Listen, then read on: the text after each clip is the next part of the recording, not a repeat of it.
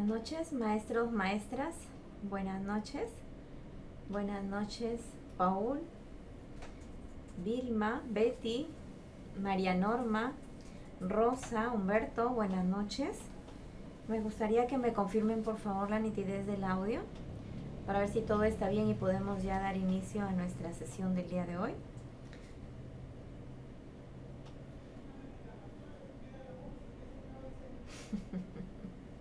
Se me ha puesto a cocinar, dice Humberto. Muy bien, ¿todo ok? ¿Todo ok? Ok, muy bien. ¿Sí? ¿Se arregló el audio y el video? ¿Sí? ¿Todo bien? Ok, entonces vamos a comenzar, maestros, maestras, buenas noches.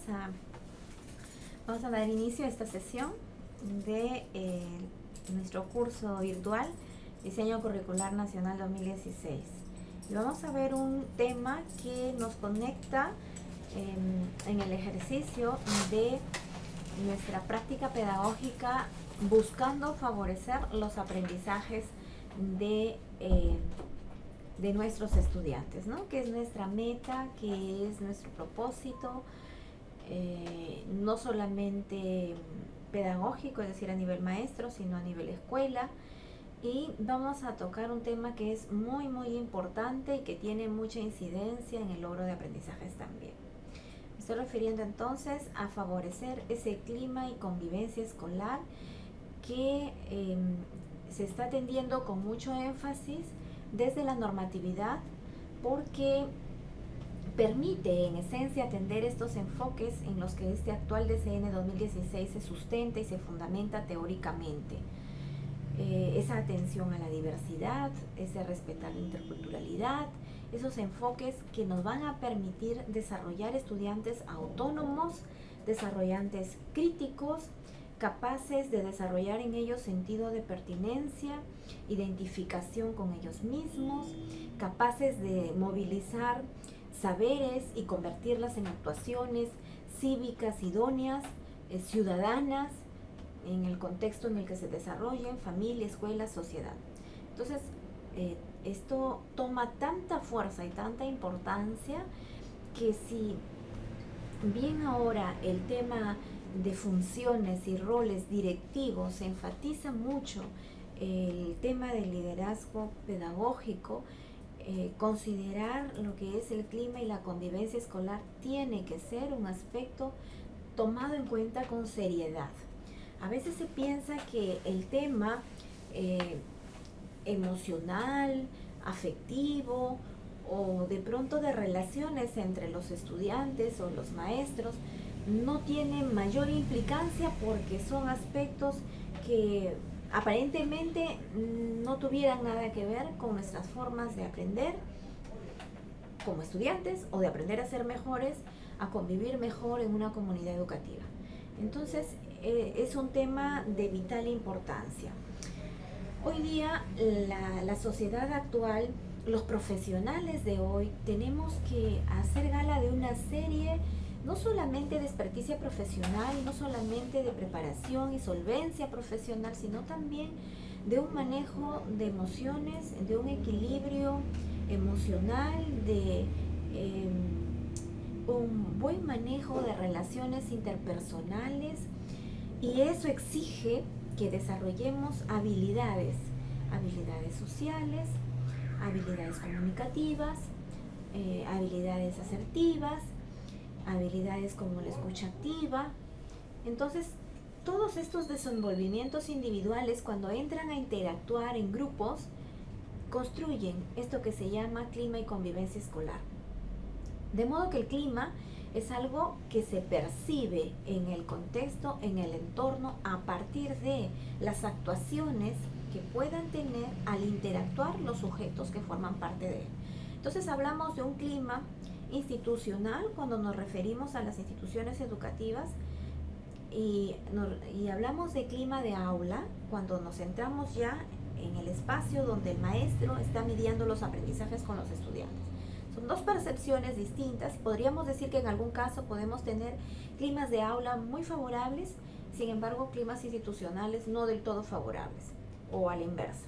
Entonces vamos a caracterizar cuáles son esos factores que están influyendo, determinando o en los que hay que poner mucha atención para poder hablar de que se está trabajando convivencia escolar.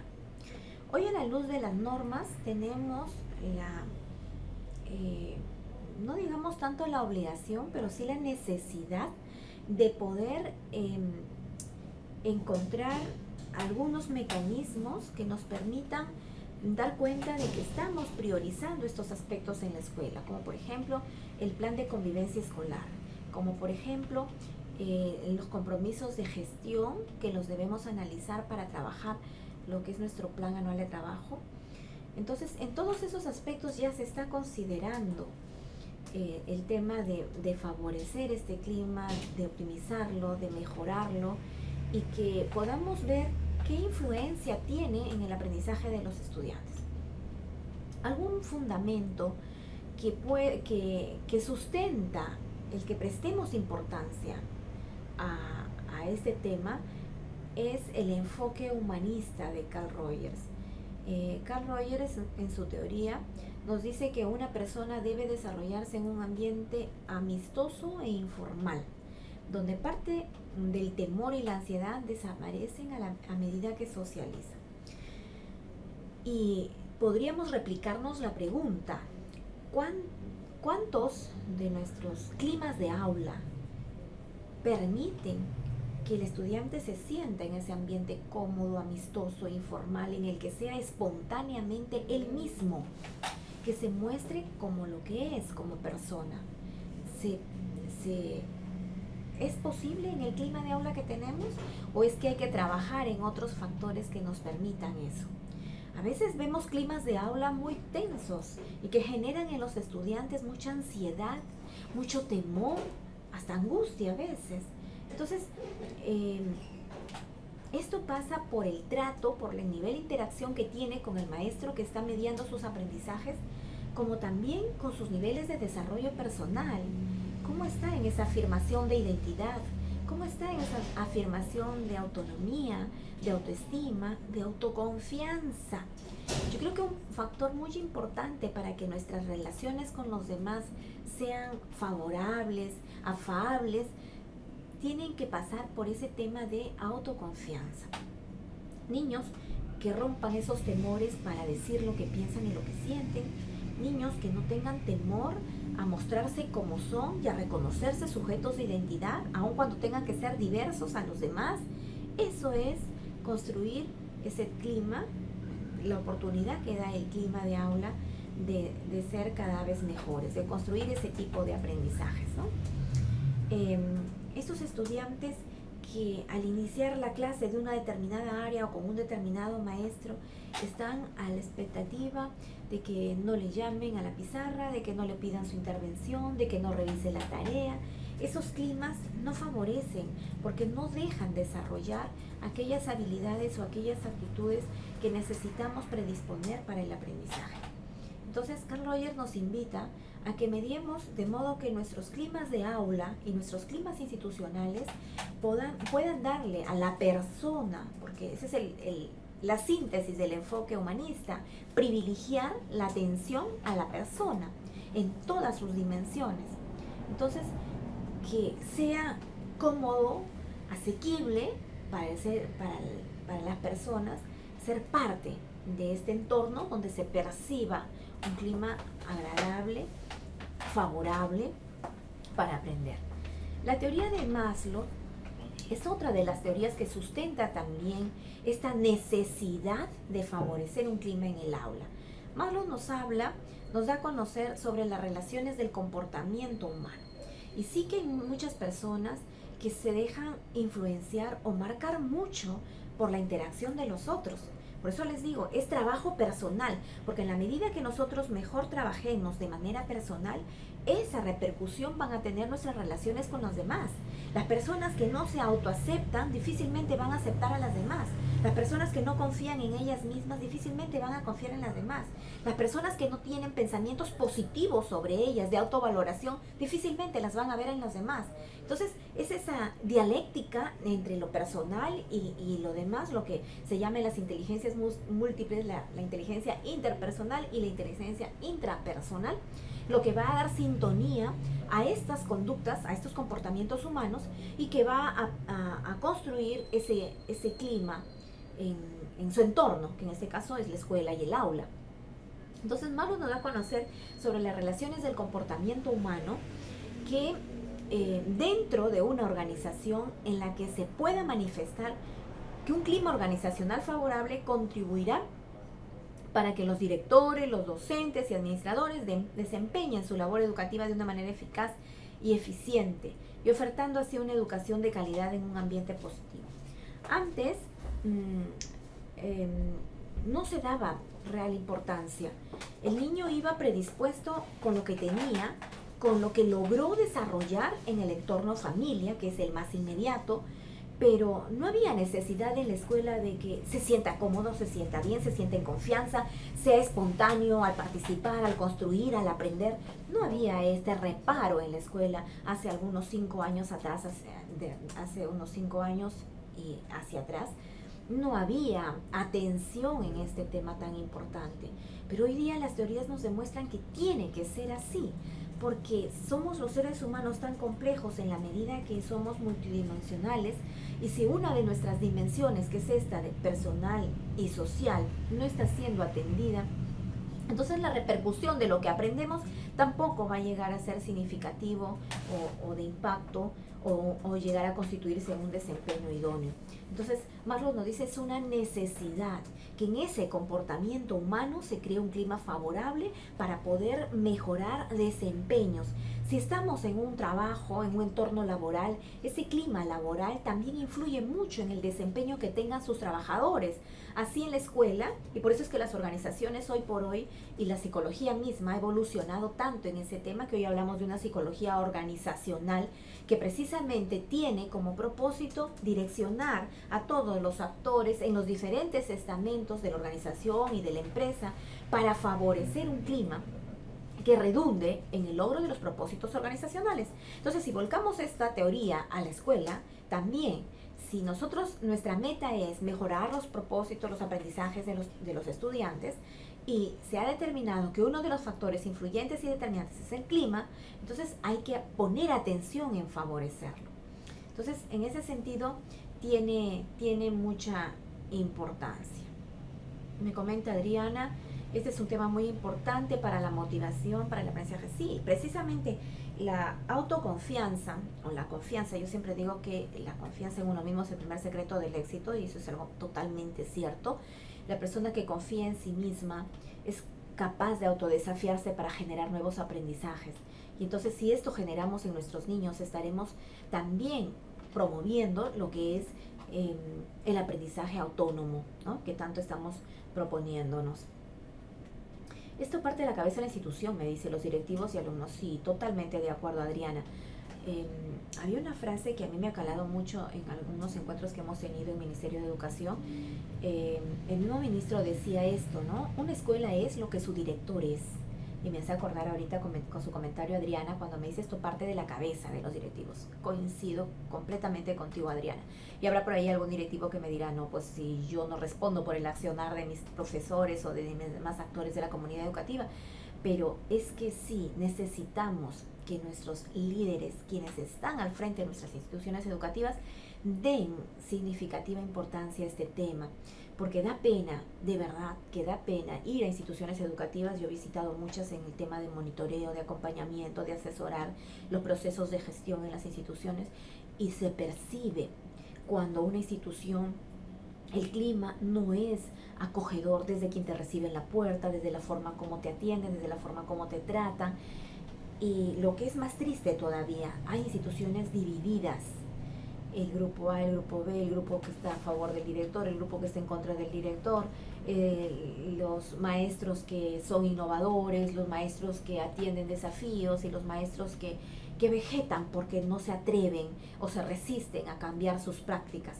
Y esos divisionismos, lógicamente, tienen su efecto en el clima institucional y depende mucho de quien esté en la cabeza para que poquito a poco, porque son procesos lentos. El tema de cambiar actitudes es un proceso lento, pero si se tiene la meta clara es algo que se pueda seguir, se tiene que seguir trabajando. Me comentas sobre el tema de la proactividad, de la asertividad, y sí, pues son habilidades que necesitamos. La asertividad, la proactividad, la empatía, esa capacidad de ponernos en el lugar del otro, la capacidad de escucha para poder orientar. A nosotros nos pasa como adultos, ¿cuánta gente necesita ser escuchada y no lo es? ¿Cuántos niños entonces nos llegan a la escuela con muchas necesidades de ser escuchados y nosotros no tenemos una escucha activa con ellos? Entonces, cosas como esas van minando o van favoreciendo nuestro clima institucional, ¿no? Entonces, sí, hay docentes que confunden el clima cuando el director hace cumplir las normas. Son aspectos diferentes, Humberto. Una cosa es, aquí la lógica es que el tipo de gestión que realice el directivo, ¿de qué liderazgo está marcado? ¿De un liderazgo autoritario? Porque sí, pues si es un liderazgo autoritario, lo único que se va a limitar es a dar órdenes, a dar indicaciones para que se cumplan y lo demás poco o nada va a intervenir. Ahora, no confundamos el autoritarismo con la autoridad. La autoridad tiene que haber y tiene que haber siempre, porque si no, entonces no puede ser alguien que esté liderando la institución educativa. Sin embargo, el que cada uno asuma su deber no tiene que ser un entorpecimiento del clima institucional, al contrario, esa satisfacción de cumplir bien cada función que se nos encarga tiene que notarse en nuestro clima institucional. Que cada vez, a veces no se entiende, pues sí, a veces no se entiende, pero hay que desafiarnos en estrategias para que poco a poco podamos incluir. Hay, sí, muchos directores que dicen, sí, uno sabe que eso se tiene que hacer, pero cuando vamos a las instituciones y nos encontramos con los profesores reacios al cambio, que no están de acuerdo con esto, o que todo tiene un pero, que nada les convence, etcétera. Pero si los vamos a etiquetar y dejar ahí, no hemos hecho nada, no tenemos mérito alguno. Pero si los detectamos y tratamos de ver estrategias como las, por ejemplo, escuchar sus propuestas, proponerles que ellos también hagan sus planteamientos, que sean escuchados, cómo tendría que ser tal situación para que tenga aceptación en ti, cómo tendría que ser tal aspecto para que puedas apostar por ello. Situaciones como esas que a veces nos desgastan, pero por eso no dejemos que esas reacciones negativas también influyan negativamente en nosotros, porque de pronto vamos a terminar teniendo actitudes que no son nuestras, respuestas que no son nuestras, y luego nos van a decir, pero ¿cuánto has cambiado y no eres tú, ya no eras así? Es la influencia negativa de estos aspectos que van percibiéndose en el clima y que a veces no nos percatamos que están influyendo y mucho en nuestra forma de ser y de actuar. Actitudes, ahí está el tema, actitudes, ¿no? Adriana nos dice, la docencia es una profesión humanista por sobre todas las cosas. Los cargos deben verse con responsabilidades. Claro que sí, ¿no? El cumplimiento es de toda la comunidad educativa, exactamente. Depende cómo hayan sido formados en sus capacidades de liderazgo. Sí, tienes mucha razón, Mercedes. Hay muchos tipos de líderes, ¿no? Hay los líderes autocráticos, hay los líderes burocráticos, hay los líderes autoritarios, hay los líderes de pronto pedagógicos, los líderes democráticos, los líderes que atienden mucho lo que es la parte sostenible del clima, de la gestión misma, ¿no? Haciendo gala de este aprendizaje, de este liderazgo sostenible que también hay. Otra de las teorías que sustenta el poner atención en nuestro clima es la teoría de McLean. Esta teoría, también conocida como la teoría de las necesidades, porque precisamente habla de las necesidades, se enfoca en tres tipos de necesidades: la necesidad de logro, la necesidad de poder y la necesidad de filiación. Estas tres se distinguen, la primera, por el impulso que se tiene natural, espontáneo, por sobresalir. Si las personas buscamos siempre sobresalir y quedar bien ante los demás, pero es una necesidad, aunque a veces algunos decimos que egocéntrico, siendo tan adulto tiene el egocentrismo de niño, todos tenemos algo de egocéntricos, pero cuando este egocentrismo se concentra, ya se puede ir sesgando en un tema de complejo. Sin embargo, McLean lo sustenta como una necesidad básica, necesaria y que es normal en cualquier persona.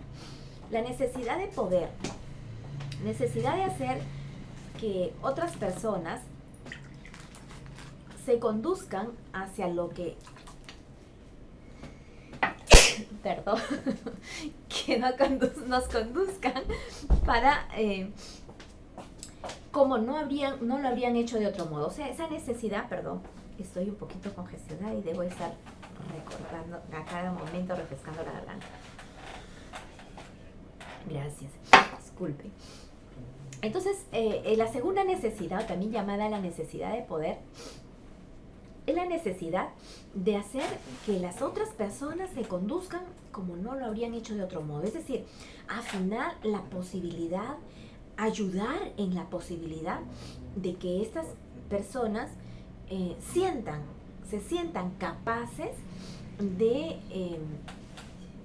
satisfacer una necesidad sin atropellar, sin dañar, ni dañarse, pero que puedan conducirse de manera exitosa. O sea, aquí el poder, McLean no explica el poder como que yo lo voy a hacer y lo voy a hacer bien y nadie más puede hacerlo como yo, sino que es una necesidad que está en todas las personas. Por lo tanto, todas tenemos esa potencialidad que McLean explica como poder para poder desarrollar esas cosas, ¿no?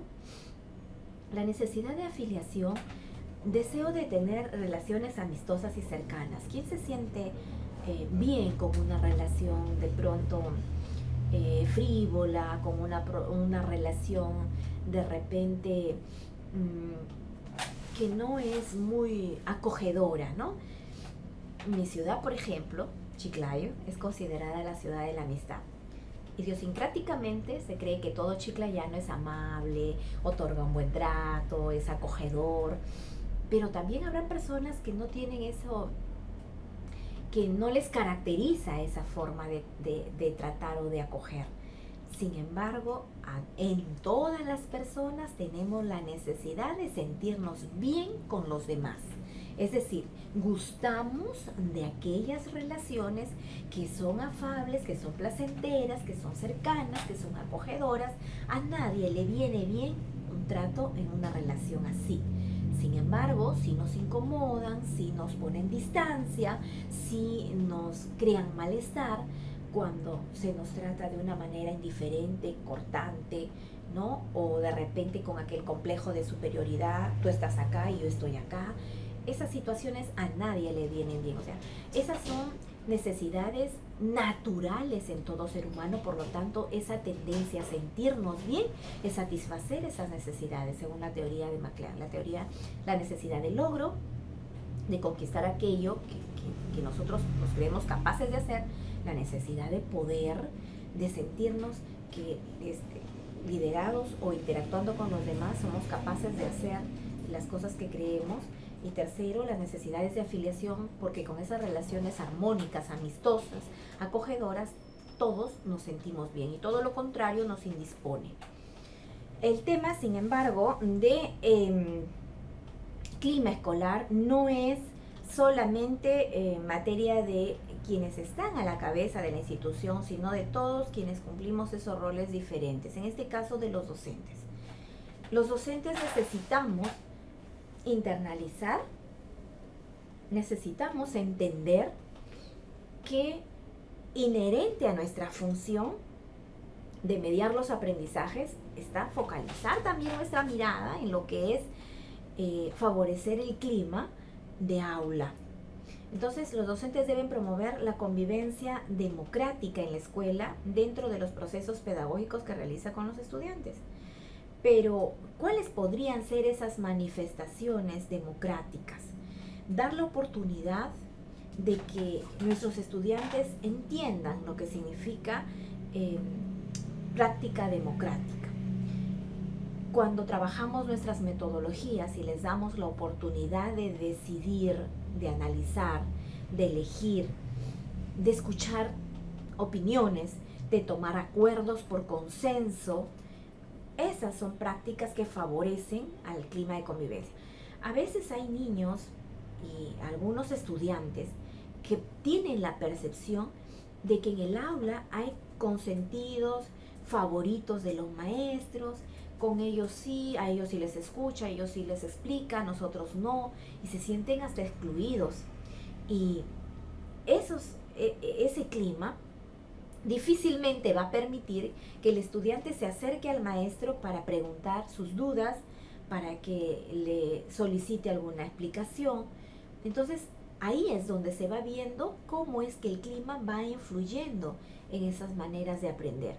Entonces, para esto el docente tiene que tener conocimiento y actitudes. Alguien me escribió por allí un comentario anterior, depende de qué capacidades y actitudes haya llegado a desarrollar cuando hablábamos de los directivos, también en este caso de los maestros. Y mucho tiene que ver el nivel de conocimiento que nosotros tengamos de los estudiantes de acuerdo a la edad y al desarrollo que tienen esos estudiantes. Porque podemos tener muy buenas y nobles intenciones, pero por ejemplo el tema de manejo de conflictos es un tema delicado para el cual se necesita leer estrategias. ¿Qué estrategias son las más idóneas para niños de 9 años, que son los con los que trabajo, para jóvenes de 13 años, que son con los que trabajo, con esos adolescentes, para adolescentes de quinto año de secundaria, que son con los que trabajo? Las estrategias no son las mismas, la manera no son las mismas, las reacciones no van a ser las mismas, por lo tanto, las prácticas no van a ser las mismas de sus actitudes. Necesitamos conocer. Hay muchas estrategias para mediar conflictos, hay muchas estrategias para poder hacer ensayos incluso con nuestros estudiantes. Los maestros tienen muchas habilidades para conocer a sus grupos y ver qué funciona con ellos y qué no funciona con ellos también. Y por otro lado, tener en cuenta las creencias. Este enfoque de interculturalidad que tiene este DCN y de atención a la diversidad hace que tengamos en cuenta estos aspectos, porque podemos generar exclusión, podemos generar discriminación, podemos de repente hacer que nuestro estudiante interprete, aunque a su manera, que no es importante dentro del grupo o que es menos dentro del grupo, que sería peor todavía. Entonces eso nos lleva a que tengamos en cuenta que necesitamos no solo conocimiento, no solo nuestra vivencia de educar con el ejemplo, que es muy, muy valioso, pero también tomar en cuenta esos contextos culturales, interculturales y la diversidad que ellos traen, porque es también un aspecto formativo. La base es conocer al estudiante, no solamente es la parte cognitiva, también la parte emocional. A veces nos hemos parametrado tanto en que nuestra práctica pedagógica sea nada más una instrucción, que hemos descuidado tomar en cuenta que nuestro estudiante tiene también, así como va desarrollando cognitivamente, una etapa de desarrollo emocional que no podemos descuidar y menos atropellar con alguna expresión, con algún gesto, con alguna práctica poco adecuada. Entonces necesitamos tener muy claro esto como maestros. Por lo tanto, necesitamos que nuestros maestros sean líderes asertivos y líderes proactivos. Y para poder caracterizar a un líder en la asertividad, primero tendremos que entrar a tallar en su forma de ser, en su propia forma de ser. Esa persona, ese maestro persona, es asertivo en la medida que es capaz de ponerse en el lugar del otro, en la medida que es capaz de comunicarse de la mejor manera con el otro. La asertividad va por el tema de decir lo que uno piensa, lo que uno siente, pero saber decirlo. ¿Cuánto nos lesionamos cuando expresamos discrepancias entre nuestros compañeros, entre nuestros grupos con los que interactuamos, cuando se puede decir lo mismo de una manera tan distinta, tan sutil, que no daña a nadie, ni entorpece tampoco las sanas y armónicas relaciones humanas, ¿no? Que es eso lo que deberíamos esforzarnos por tener. Pero esto pasa también por el tema de dominio de emociones. A nosotros, siendo adultos, se nos van de las manos a veces muchas emociones y nos hacen provocar reacciones inadecuadas, y después cuando nos dimos cuenta y reparamos, ya hemos reaccionado de esa manera, ya hemos provocado un efecto, un impacto positivo o negativo en otra persona o en otras personas, en un grupo de personas. Entonces el dominio de las emociones aquí en estos tiempos que nos someten al estrés, que nos someten al cansancio, que nos someten al tedio, a una rutina tan acelerada, y que de pronto perdemos espacio para encontrarnos con nosotros mismos y conocer nuestras propias reacciones.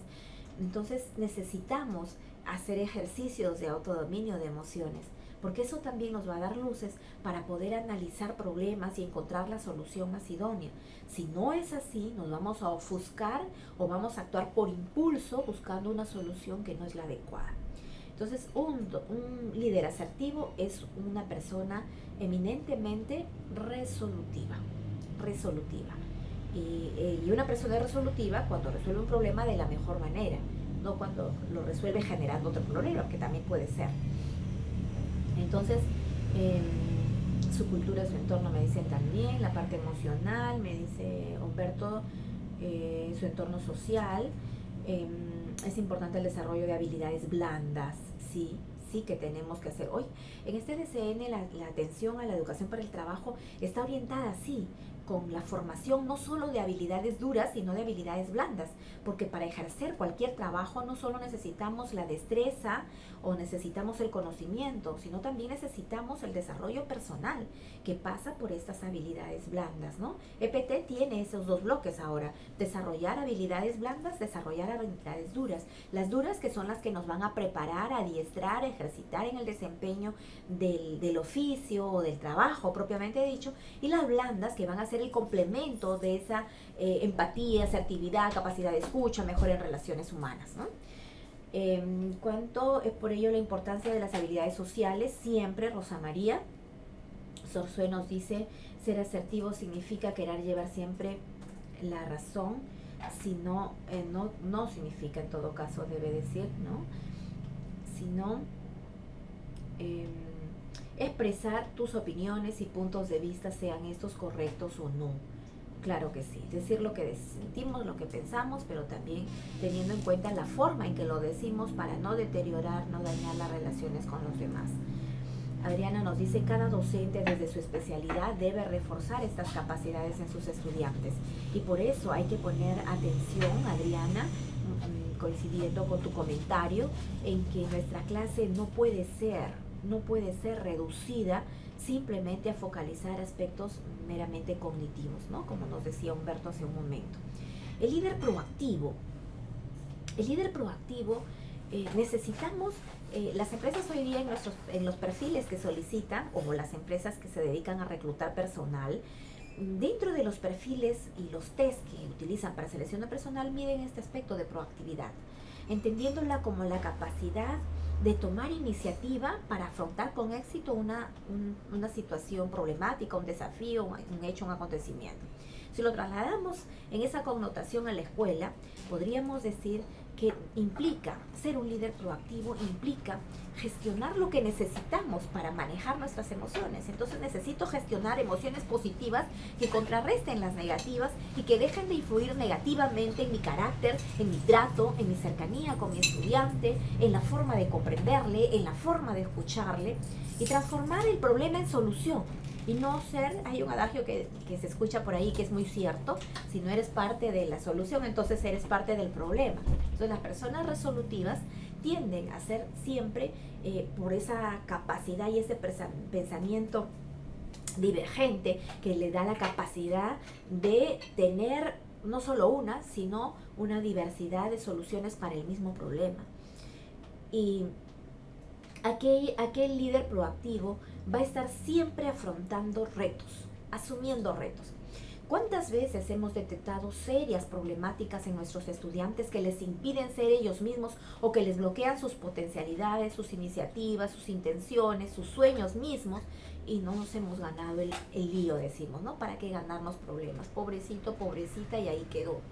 Entonces, no estamos favoreciendo ni el desarrollo personal de ese estudiante, ni tampoco poco el entorno de los demás, porque tener en el aula un estudiante ensimismado y con esas características autolimitado para superar sus propias dificultades influye también en el resto de los estudiantes. Entonces lo que queremos es que se contagie ese liderazgo proactivo, asertivo, y no aquellas condiciones que limitan el desarrollo personal y que entorpecen el tema del clima en el aula, ¿no?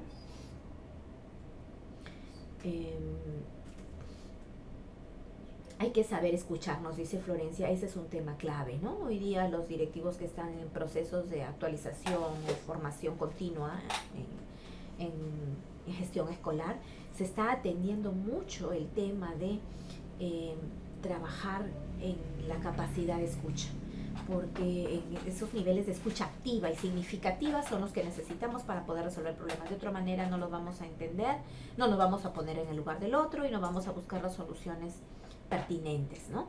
Un líder en cualquier organización y más en la escuela tiene que desarrollar mucho personalmente para que pueda impactar positivamente en el clima de su institución. De lo contrario no va a poder ni organizarla, ni dirigirla, ni rediseñarla como organización.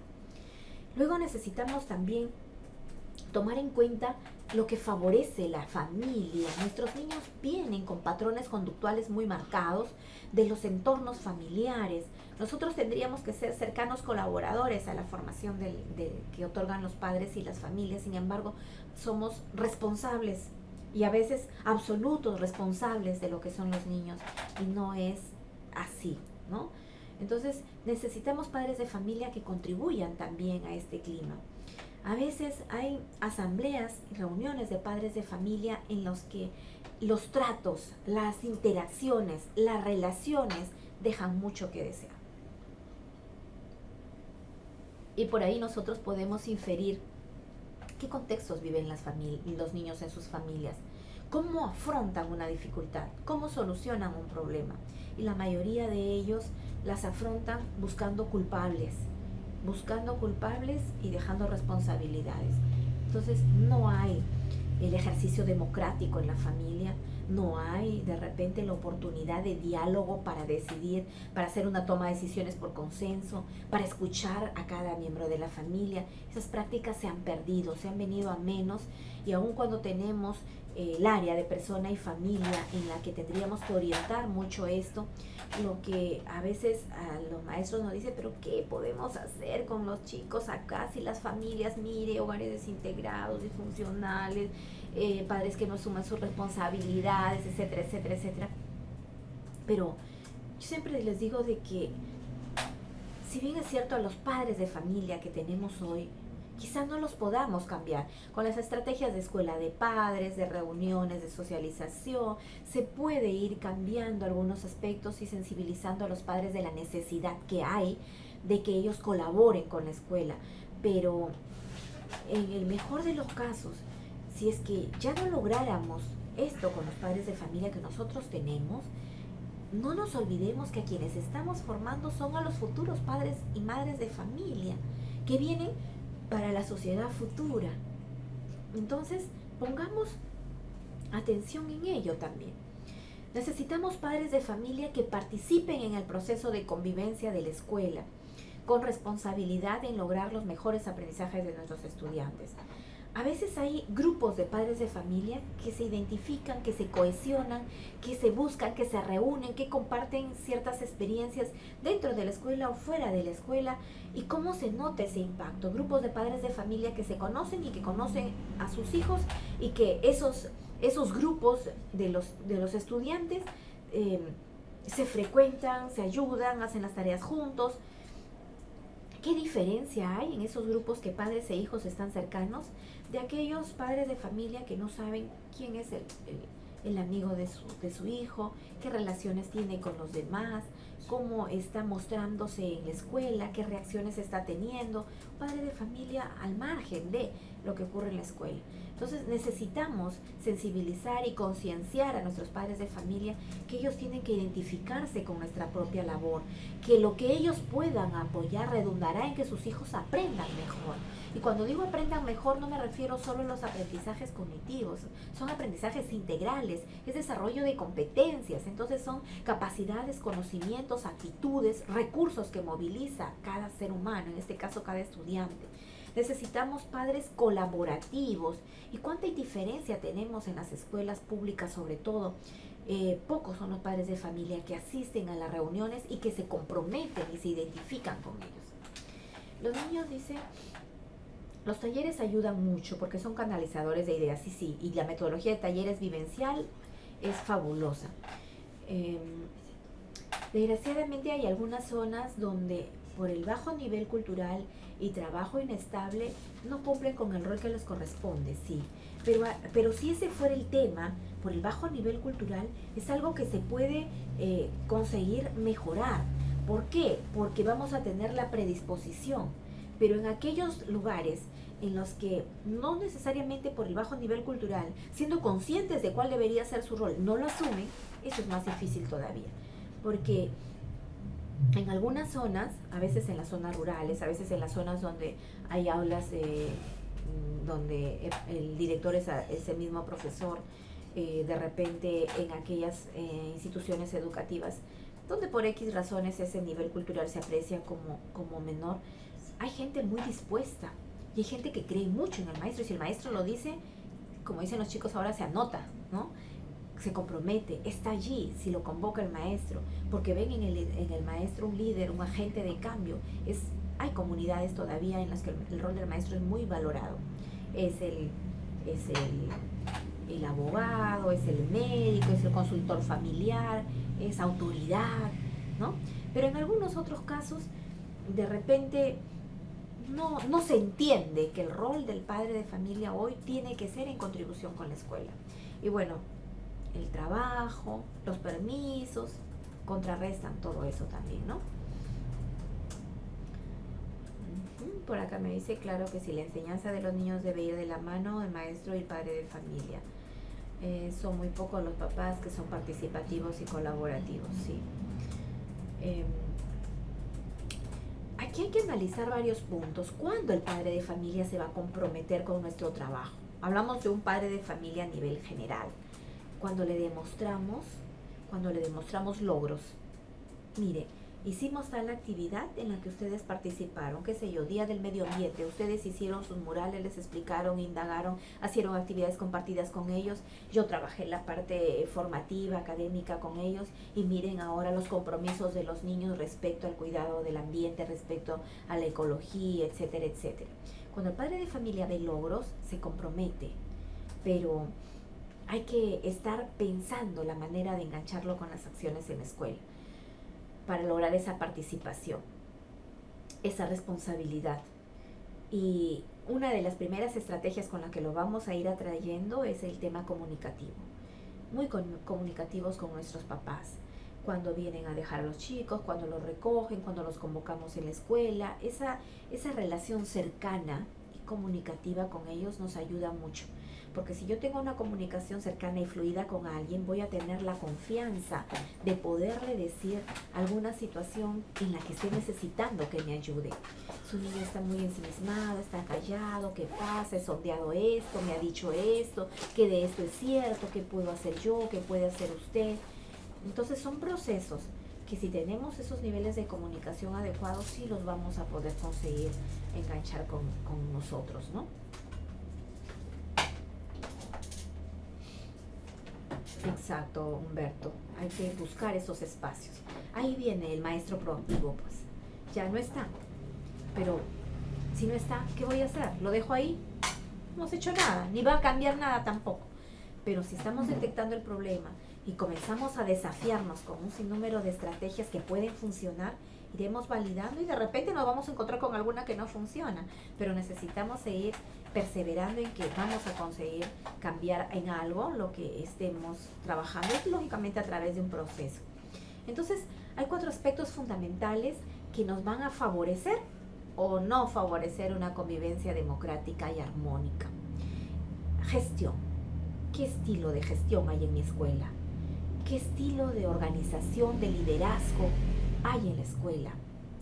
Mi gestión permite que mis estudiantes estén organizados. Hay muchas escuelas que hacen sus municipios escolares, otros sus consejos estudiantiles, otros sus cuerpos de delegados para tener representatividad, para poder tener la coordinación de algunas acciones, la cercanía entre estudiantes y los estamentos de la escuela.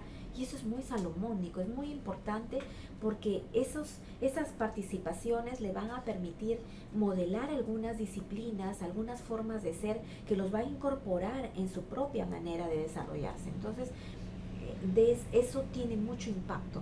Hasta el tema de la evaluación. Hay algunas instituciones que el tema de la evaluación es un terror. Para los chicos significa terror. Pero hay algunos casos, de repente no como escuela, pero sino en algunas áreas donde los chicos que les evalúen o no les da igual, porque es tan espontáneo, tan natural el ambiente en el que se desarrolla el aprendizaje que ellos igual se sienten cómodos y felices y atraídos porque se sienten bien en ese espacio. Esa es la repercusión en el aprendizaje de los estudiantes. Entonces entra a tallar el tema de los docentes, que habíamos dicho, un docente con capacidad, con conocimiento, con actitudes y que preste atención a aquellos factores idiosincrásicos, culturales o de creencias que los chicos traen a las aulas. El tema de los procesos pedagógicos, la metodología, la inclusión, la diversidad, las estrategias, parece mentira, pero imaginemos hipotéticamente dos casos. Un maestro que tiene una enseñanza frontal. Él explica, él dirige, él dice lo que se hace y los chicos son meros actuantes, siguiendo indicaciones. Y otro panorama donde el maestro socializa, toma en cuenta opiniones, hace trabajo cooperativo, hace trabajo colaborativo, hace plenaria de socialización con todos son escuchados, todos participan. Imagínense las actitudes y los desempeños en los dos cuadros, totalmente diferentes. En el primero ni siquiera sabemos qué manera de pensar tiene mi estudiante, porque no le doy la oportunidad de decir lo que piensa, lo que siente, porque simplemente va a hacer lo que el maestro dice. El maestro ya lo decidió, el maestro ya lo diseñó y el estudiante solo tiene que hacerlo. En cambio, en el otro cuadro tenemos estudiantes que socializan, que discrepan, que se convencen unos a otros, que argumentan, que deciden por consenso. Entonces, eso sí permite, primero, la confianza de decir, de manifestar su forma de pensar y de sentir, y por otro lado, sentir que lo que se dice es acogido, que lo que se dice no es cuestionado, y vamos despenalizando también el error, porque a veces pensamos, nuestros chicos tienen cierto reparo y mucho temor en decir lo que piensan por miedo a equivocarse y que el resto se siga burlando o etiquetándolo. Eso todavía prevalece, eso no es del siglo pasado ni tampoco de 5 o 10 años atrás, eso aún prevalece. Entonces, esos bloqueos tenemos que romper para que nuestros chicos se sientan en confianza y cómodos para aprender. Y un padre de familia que esté siempre en contacto con la escuela, que sea un aliado con la escuela, que no esté al margen de la escuela ni que deje la responsabilidad absoluta a la escuela. Ese padre de familia también lo tenemos que ir conquistando. Entonces es liderazgo pedagógico, es liderazgo de gestión, como también de los maestros en cada una de sus acciones. Vamos a ver entonces cuáles son esos factores que facilitan la convivencia escolar. Entonces necesitamos analizar la convivencia escolar positiva. ¿Qué favorece una convivencia escolar positiva, como la que esperamos, como la que necesitamos? Primero, las relaciones interpersonales. Por lo tanto, tiene que haber espacio para que se puedan mostrar cómo son esas relaciones interpersonales, ¿no? Dice en el colegio que las actividades que hacemos en el colegio, en el trabajo, siempre pensamos realizarlas los días y horarios que los papás pueden asistir. Hemos tenido malas experiencias, a pesar de eso, la inasistencia de padres es mayor. Sí, a veces hay tanta buena intención de conectar a los papás con nuestro trabajo que nos atrevemos a hacer un análisis de cuál es el horario que mejor pueda, o con los que más podemos contar, y nos ponemos a diseñar nuestros cronogramas. Esa es una muy buena idea. Pero si a pesar de eso no tenemos la respuesta que esperamos con nuestros padres de familia, comencemos a trabajar con los pocos que lleguen, porque siempre llegan aunque sean pocos, y los demás se irán jalando unos a otros progresivamente. No nos desanimemos. Miren, este es un rasgo que lo vamos a tener. A veces cuando emprendemos situaciones con muy buena intención, pensando en que los aprendizajes de mis chicos sean cada vez mejores, y no encontramos las respuestas o la acogida o el respaldo a nuestras ideas, a nuestras iniciativas, nos sentimos desmotivados, desgastados, y como que invertimos energías y tiempo por las puras y no encontramos los efectos que queremos. Sin embargo, yo creo que frente a eso hay que reconfortarnos en que lo poco mucho que se haya logrado con 2, con 3, con 1, sí va a tener más tarde o más temprano ese impacto positivo que buscamos. Entonces, no nos desalentemos por los resultados tan lentos que vayamos teniendo, porque poco a poco se llega lejos. Entonces, hay que en estos temas tener claro que son procesos bien lentos. El cambio actitudinal, el trabajo en el desarrollo personal, el desarrollo de nuestras relaciones interpersonales es lento. Y entonces lo único que va a contar es que no las desatendamos, nada más. Ahora, en el tema de las relaciones interpersonales, en la misma aula y en la misma escuela, los espacios que demos para mostrar esas relaciones. Entonces, dicho de otra manera, la posibilidad de interactuar. Si no tenemos la posibilidad de interactuar, entonces no vamos a tener la capacidad de caracterizar cómo son esas relaciones interpersonales y cómo las tenemos que orientar. Porque, bueno, los adultos las tenemos de algún modo marcadas, definidas por nuestro carácter, nuestro temperamento y nuestra forma de ser. Pero en los chicos sí las tenemos que orientar, entonces las tenemos que conocer. Las normas constructivas.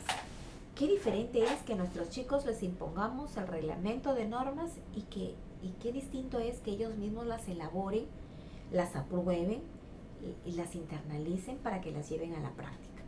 Entonces, en ese sentido, necesitamos hacer esa participación democrática. En ejemplos tan sencillos como que yo quiera que vean un vídeo con una intención pedagógica, desde luego, o formativa, pero no solamente hay un vídeo, hay varios. ¿Por qué no darle la oportunidad que escojan, que elijan cuál de ellos quieren ver? Esa práctica tan simple y sencilla es una práctica democrática. Es una práctica que les está dando la oportunidad de elegir. Y es una práctica que va a favorecer la toma de decisiones acertadas. Porque siempre direccionar nosotros lo que tenemos. Nosotros tenemos la intencionalidad pedagógica muy clara, pero también tenemos muy claro que esa intencionalidad se puede concretar de 1000 maneras, atendiendo a muchos recursos, a muchos factores.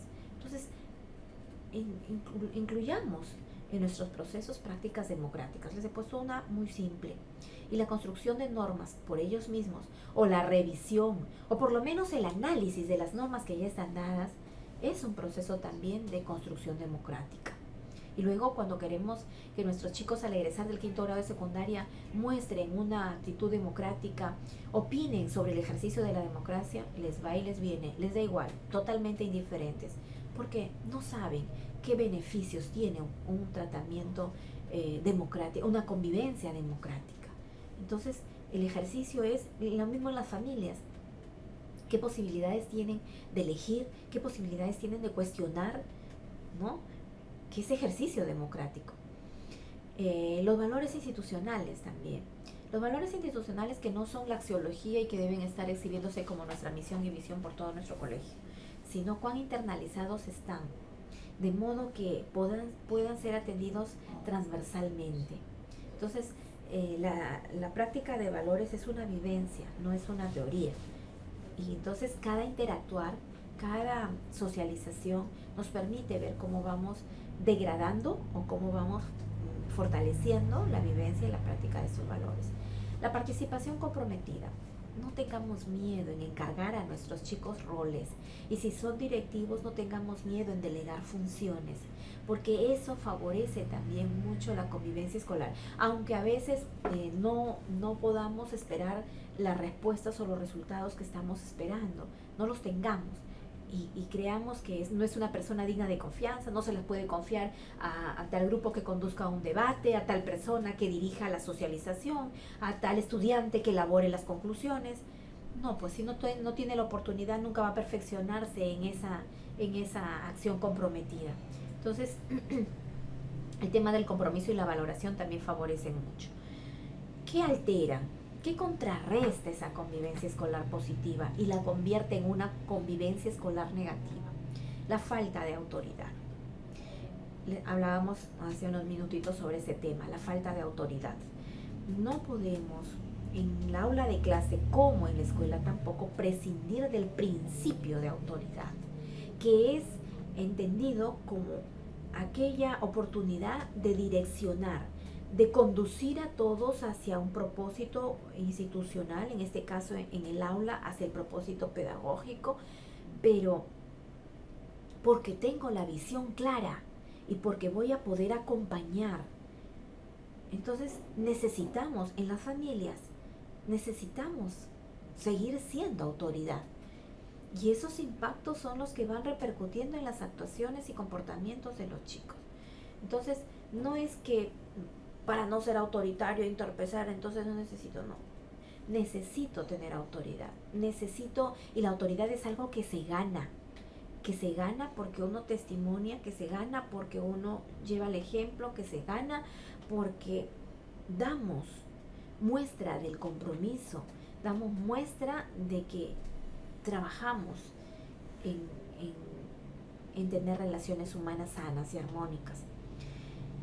El estrés docente, ese tedio de tanta planificación, ese tedio de diseñar situaciones de aprendizaje, ese tedio de diseñar tantos instrumentos de evaluación y acopiar información, genera ese estrés. Y entonces cuando tenemos un maestro estresado, difícilmente se va a poder percatar de que el niño necesita ser escuchado, de que entre hay dos grupos enemistados, de que hay grupos cerrados que no permiten el ingreso de un estudiante y lo discriminan o lo excluyen. El estrés hace que todo pasemos por alto. Entonces es un factor que también disminuye lo que es el clima armónico en el aula o en la escuela. La desmotivación del estudiante. Y ahí sí es un reto muy desafiante para cada maestro poder generar continuamente la motivación, no solamente al inicio de nuestra sesión como primer proceso, sino permanentemente. Eso sí es algo muy desafiante. Descubrir, como decía por aquí alguien me comentó, descubrir cuáles son esas oportunidades que necesitamos identificar en cada estudiante. Por eso Humberto creo que me decía por aquí, la clave está en conocer a nuestro estudiante. Cuanto más le conocemos, vamos a poder generar esos espacios de motivación. Me dicen Sorzuel, la disrupción está muy relacionada con el fracaso escolar y en consecuencia su tratamiento debe abordarse desde los mismos ámbitos, el currículo, la organización escolar, las interacciones personales y el estilo del docente. Sí, necesitamos entender que la agresión, la violencia, las situaciones que interrumpan, que no permitan el normal desarrollo de nuestras sesiones, de nuestros espacios de convivencia, más allá de nuestras sesiones, no influyan negativamente determinando formas de ser. Hay niños que llegan a la escuela con prácticas agresivas, pues precisamente porque lo viven en otros contextos, de repente familia, de repente un entorno inmediato, pero es eso lo que traen a la escuela. Y nosotros a veces pensamos que ya nada podemos hacer en esos temas. Y sí necesitamos A ver, me están diciendo que sigue bajo el volumen. Norma me dice se cortó. Norma, estoy aquí, no me he ido, Norma, ¿me ves? ¿Estamos en línea? ¿Sí?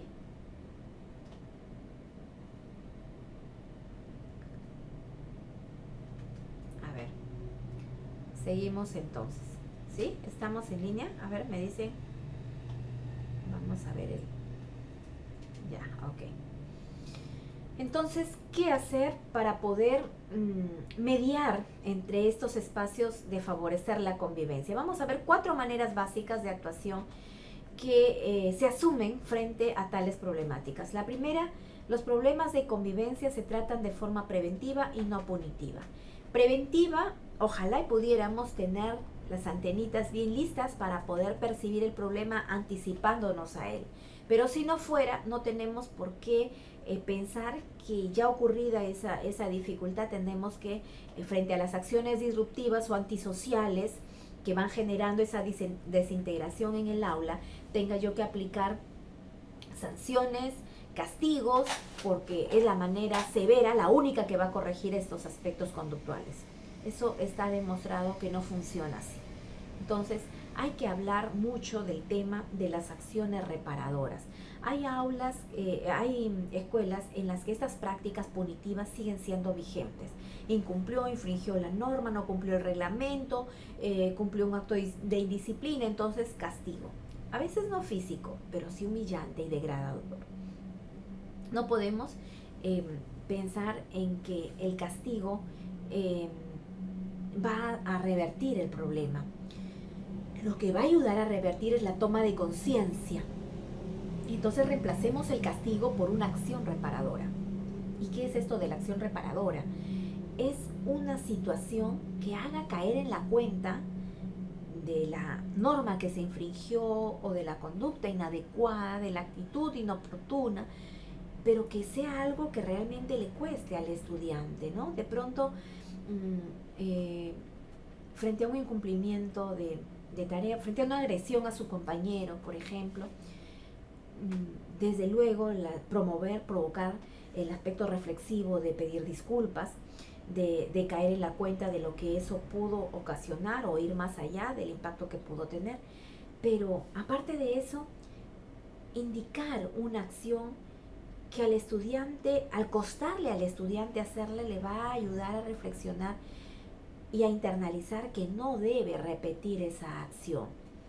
Entonces puede ser de repente, a ver, sobre el tema de haber agredido a uno de tus compañeros, el respeto, esa integridad, eso es lo que has infringido, sobre lo que has atentado. Entonces, de pronto, pues, busca una definición, un concepto de lo que es el respeto. Ármate un acróstico sobre lo que con la palabra respeto. Idéate un eslogan para que vivenciemos mejor el respeto. Son cosas que no humillan, que van a costar, pero jamás se va a olvidar de esa lección aprendida. Esas son las acciones reparadoras. No son castigos ni acciones punitivas que a veces, lejos de corregir, van minando otros aspectos delicados de la persona, ¿no? Como su autoestima, como su autovaloración. 2. La concienciación de profesores y estudiantes se asume mediante la reflexión de los modos de actuar y de interactuar en clase y en la escuela. Pero a veces mal hacemos cuando, lejos de escuchar razones o de escuchar que nos esclarezcan qué pasó frente a esa dificultad o a esa manifestación de agresión o de maltrato, de frente aplicamos la sanción. Ya, le has dicho una palabra suave a tu compañero, entonces ya, 5 puntos menos, castigado, de pie, fuera del aula. Esas prácticas todavía existen, no deberían, pero todavía existen. Ahora, se reconoce e integra los derechos y los deberes y las sanciones. Este tema de sensibilizar también sobre los derechos y sobre los deberes también nos ayuda como medida correctiva cuando ya se ha producido alguna acción inadecuada, ¿no? Implica la participación de otros profesionales para mejorar la calidad de las relaciones interpersonales en el aula. A veces los maestros, desde el tema de la tutoría, queremos direccionar y favorecer o solucionar problemas que ya se están dando en el aula, pero hay que también percatarnos de que hay algunos aspectos que no se van a desarrollar con la orientación y que necesitan la intervención de un especialista. Ahora la mayoría de colegios tienen los psicólogos o los departamentos de psicopedagogos que pueden orientar e intervenir mejor que cualquiera de nosotros que podría tener una formación básica. Entonces, esta formación no es terapéutica. Nosotros como docentes, tutores o formadores no damos la terapia. Hay casos en los que sí tenemos aulas de mucho conflicto por agresión, por maltrato físico, incluso verbal, en el grupo de chicos, que ya no es uno, que ya no es dos, sino que se ha generalizado y está atentando, porque ese es el clima que hay en el aula. Entonces, no pretendamos también que nosotros vamos a solucionarlo todo, porque tenemos en algunos casos que recurrir también a un especialista. ¿Y por qué? Porque a veces lejos de ayudar podemos empeorar las situaciones. Lejos de ayudar podemos empeorar. Entonces, es también recomendable de que se aborde por un especialista. En la tercera alternativa, mediante el aislamiento del conflicto y de los problemas, la identificación de actores y penalización consistente de los responsables. ¿Qué significa esto? Hay que aprender a separar las actitudes de las personas. La actitud que tuvo una persona conmigo fue inadecuada, fue agresiva, fue soez, fue irrespetuosa, pero no por eso clichemos a la persona, sino las actitudes. Y esto también es importante, que a través de la reflexión generemos en los estudiantes, porque a veces por una actitud inadecuada etiquetamos a la persona y le hicimos más daño que aquel que dijo, verbalizó una expresión, a veces hasta sin ser consciente de lo que decía. Entonces hay que despenalizar esos aspectos también, desatendiendo en lo posible los casos problemáticos y de disciplina, intentando que cada docente los afronte y lo resuelva de manera aislada, de acuerdo a sus propios recursos. A veces nosotros, por querer aplicar una sanción punitiva, porque en el fondo es eso, que se aplique una sanción punitiva, se portó mal en mi aula, en mi clase, pero yo le envié al departamento de tutoría, al TOE u OVE, que era antes, o de repente al director, a la directora, para que sancione porque ha habido una indisciplina. Lleguemos a esos casos cuando tengamos que intervenir como equipo, pero antes no, porque el encargado de mediar y provocar la reflexión eres tú como maestro, y perdemos autoridad porque es una forma de decir yo no puedo con esto y que vaya a dirección para que lo solucione. Entonces también esas cosas nos ayudan y los mismos chicos nos buscan cuando saben que con nosotros pueden solucionar los problemas. Profesor, profesora, estos grupos están divididos, Sutana y Mengana han peleado, ¿qué podemos hacer para que se reconcilien? Esas cositas los chicos acuden a nosotros cuando ven en nosotros esa capacidad de resolver esos problemas y les mostramos apertura y cercanía para que ellos vengan hacia nosotros. Entonces, cada una de estas opciones pueden darse de manera separada, pueden darse de manera combinada o pueden de repente a través de un ciclo, siendo en algunos casos de acuerdo a la naturaleza del conflicto. Cuando Sor Suecis, que no me equivoco, hablaba de ser atendido desde el currículo, sí, el currículo desde el enfoque que ahora tiene y el tratamiento integrado de las áreas, se está tratando de potenciar mucho el desarrollo personal, el desarrollo emocional, para que tenga repercusión exitosa en las relaciones humanas. Pero ya depende cómo nosotros lo entendamos y lo atendamos, porque si lo entendemos lo vamos a atender, de otra manera no. Entonces, voy a presentarles ahora un modelo de Ortega y Rey que propone para favorecer, mejorar la convivencia escolar. Entonces, ellos sostienen que toda acción que involucre un compromiso de prevención y mejora la convivencia de la escuela y el aula pueda sustentarse en un proyecto educativo. Cada institución tiene un proyecto educativo. Y allí tenemos el aspecto de soporte, de fundamento axiológico, de las líneas directrices de la institución. También tenemos el soporte curricular, también tenemos el marco axiológico. Entonces es allí donde debemos implementar. A veces pensamos que es materia solo del profesor tutor, que es materia solo del equipo de tutoría. Y entonces no nos esforzamos en conjunto por hacer estas mejoras. Entonces hay que pensar en un modelo como ese, un modelo que parte del proyecto educativo. El proyecto educativo es nuestra intencionalidad como institución, es nuestra personalidad como institución, lo que hace que mi colegio sea de esta manera y distinto del otro. Eso es nuestro proyecto educativo. Entonces es allí donde nuestras metodologías deben estar claras para favorecer la convivencia. Es allí donde debemos ver que el tratamiento curricular aborde temáticas que favorezcan convivencia. Es allí donde nuestras estrategias de trabajo y de aprendizaje tienen que estar seleccionadas de acuerdo a esas intenciones de contribuir a la mejora de la convivencia. O sea, no es algo suelto, ni a agrado, ni mejor agrado de uno u otro maestro. Tiene que estar reestructurado dentro de lo que es el proyecto educativo. Entonces, allí procurar lineamientos que ayuden a educar democráticamente, la vivencia de valores que se direccione, la metodología del trabajo cooperativo y en equipo para que nos ayude a interactuar mejor o cada vez mejor. Esos son algunos aspectos en los que se podría modelar el tema de favorecer la convivencia. Hay también una propuesta para un programa de educar en valores, pero esto implica no solo tomar en cuenta el plan de estudios y el currículum, los aspectos académicos, sino también la promoción y desarrollo de emociones, afectos y sentimientos. Si cobra para nosotros importancia cómo viene mi estudiante y cómo se siente, vamos a poner también atención en orientar esos afectos, sentimientos y emociones. De otro modo, simplemente nos va a preocupar desarrollar lo que mi programación me indica el día de hoy.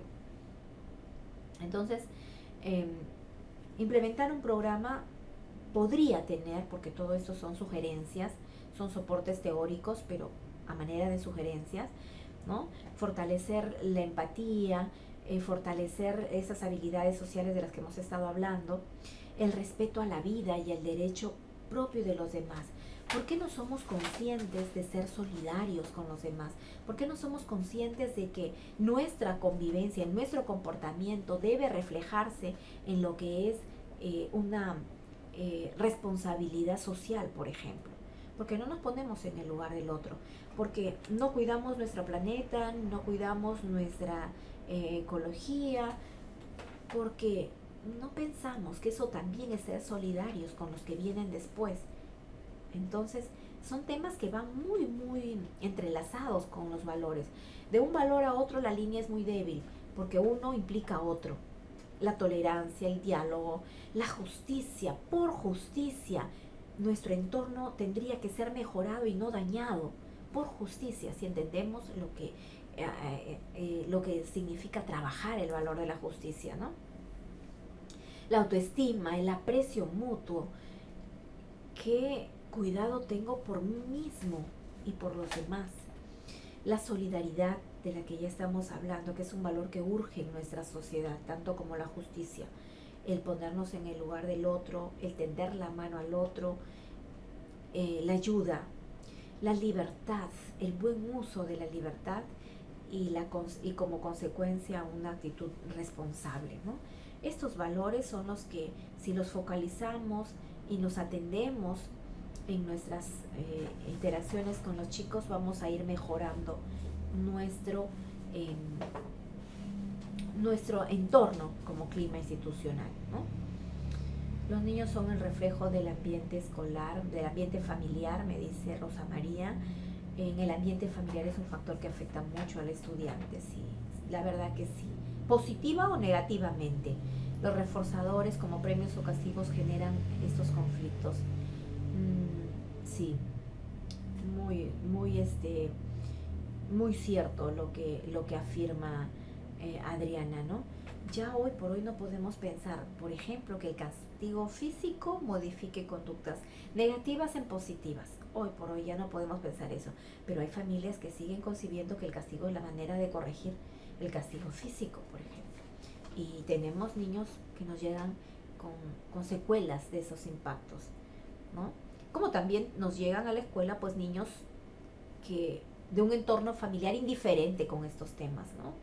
No es relevante, no es preocupante. Con que vaya a la escuela y traiga buenas calificaciones, es un niño que está perfectamente bien formado y adolece de lo primero, ¿no? De lo más básico. Entonces, este programa que les proponía implica diseñar estrategias de enseñanza-aprendizaje que enfaticen el trabajo de grupo, vital. Está demostrado que el estudiante aprende cuanto más socializa con los pares, ¿no? Pero, ¿qué estrategias posibilito yo para socializar? ¿Formar un equipo y quédense hasta que terminen y me alcanzan el producto? ¿O estoy cerca de esas interacciones para poder darme cuenta de qué tipo son y a qué nivel están? Entonces, allí está el acompañamiento. Estimular la comunicación y la negociación entre los pares. Esa comunicación asertiva con esas características, auténtica, esa caracterización muy sincera, esa comunicación muy sincera, muy espontánea, que no tengan reparo en decir lo que piensan o lo que sienten. La unificación de ideas críticas, las evaluaciones conjuntas, que discrepen, pero que sepan discrepar, que no entren en contrapuntos que dañen, sino de mucho respeto, y que les ayuden a darse cuenta que en consenso se construye, lo que se construye en un trabajo colaborativo es mejor que aquel aprendizaje que se tiene de modo individual. Coadyuva al compañerismo, a la solidaridad.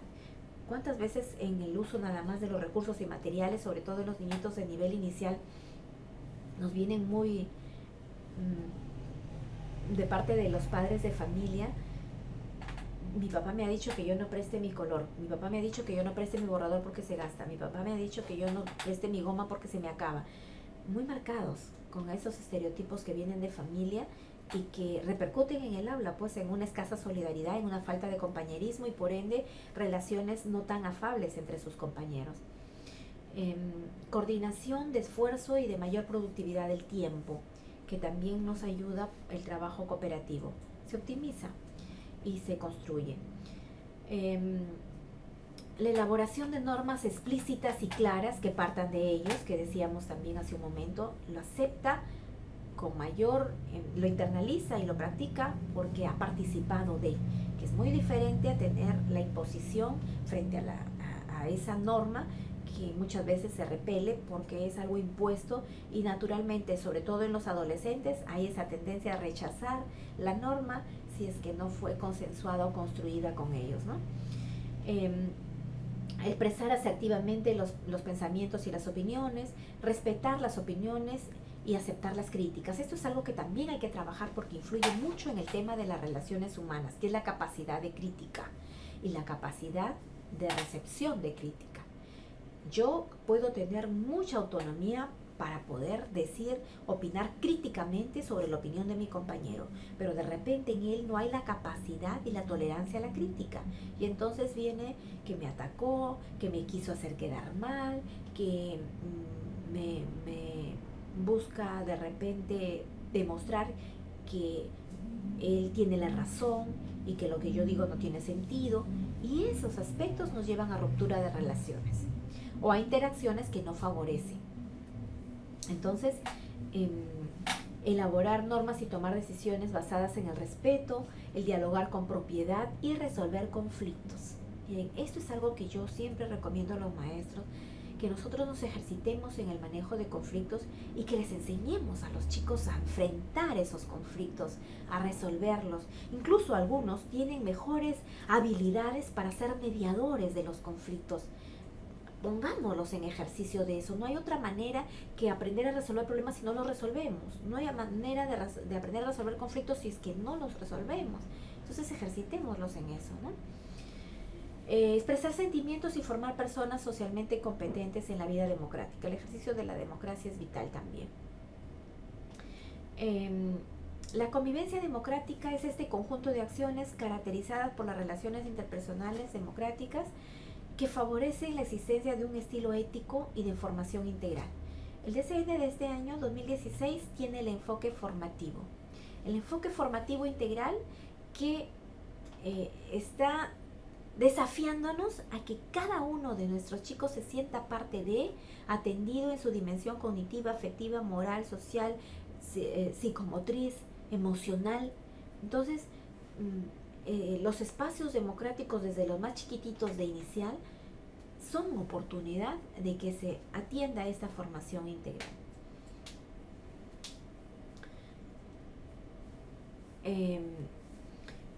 Para ello hay que tener presente que el convivir es un aprendizaje. Eso hay que internalizarlo mucho en nuestros chicos, que no podemos vivir como de repente estamos acostumbrados, o que la convivencia es vivir como podamos, o que simplemente es una mecánica de vivir por vivir y así está bien y así va a estar siempre, sino hay que internalizar que a convivir se aprende, que aprender a convivir significa ponerme en el lugar del otro, que aprender a convivir significa crear condiciones para sentirme bien yo y sentirse bien el otro, que aprender a convivir significa aceptar y ceder, que aprender a convivir significa transar entre mis derechos y mis deberes, asumir mis responsabilidades y mis obligaciones. Entonces, internalizar que a convivir se aprende. Entonces, no hay modo de decir que hay que vivir como podamos vivir. Eso hay que irlo descartando de las mentes de nuestros chicos para que ellos, líderes de familias futuras, puedan trabajar en aprender a convivir. Es uno de los pilares que nos deja este ensayo de Jacques Delors, ¿no? El aprender a convivir en los pilares, como pilares de la educación. Entonces, sí, pues, hay que atender, diría yo, hay que atender mejor, ¿no? La convivencia democrática es una construcción colectiva. No es que a alguien se le prendió el foquito, una persona sí tiene claro favorecer la convivencia democrática y ya con eso se va a lograr mucho. No, tiene que ser en conjunto, tiene que ser en actuaciones conjuntas, ¿no? También no perder de vista que esta convivencia democrática se construye, se mantiene y se renueva día a día, como también puede degradarse en el día a día.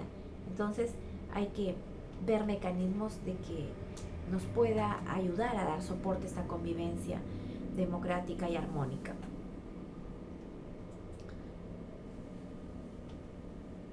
La convivencia escolar democrática, por ser así, ¿no?, favorece la construcción ciudadana.